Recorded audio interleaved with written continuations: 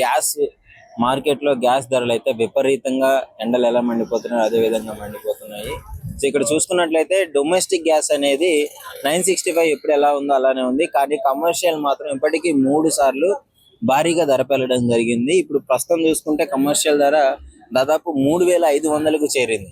So normal గా market లో commercial gas rate ఎలా ఉంది అంటే 3500 వరకు ఉంది. ఈ విధంగా కొనసాగుతూ ఇప్పటికే ఈ వార్ కారణంగా, ఇరాన్ ఇజ్రాయెల్ వార్ కారణంగా గతంలో ఎల్పిజి షార్టేజ్ చాలా వాటికి మనం చూసుకోవడం జరిగింది.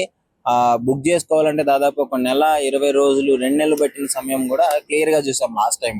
కానీ ఇప్పుడు పరిస్థితులు కొంచెం గవర్నమెంట్ అదుపులోకి తీసుకొని వచ్చి డొమెస్టిక్ గ్యాస్ ధర అందరికి అందుబాటులో ఉంచి ఈ రేట్ ఏదైతే ఉందో ఆ ప్రైస్ ని నియంత్రిస్తూ సబ్సిడీల మీద తీసుకొని రావడం జరుగుతుంది. ముఖ్యంగా ఈ యుద్ధాల కారణంగా ఈ కమర్షియల్ ధర ఎందుకు పెరిగిపోతుంది అంటే గవర్నమెంట్ ఆధీనంలో ఉన్న డొమెస్టిక్ అయితే క్లియర్ గా అంటే వాళ్ళు సబ్సిడీలు ఇచ్చి నియంత్రించడం జరుగుతుంది. ఈ ప్రయాణ ఖర్చులు ట్రాన్స్పోర్టేషన్ ఛార్జెస్ బేస్ చేసుకొని యుద్ధాల కారణంగా ట్రాన్స్పోర్టేషన్ బేస్ చేసుకొని ఉంటుంది కాబట్టి కమర్షియల్ మాత్రము మార్కెట్ లో ఏ విధంగా రేట్ ఉందో అదే విధంగా ఇవ్వడం జరుగుతుంది.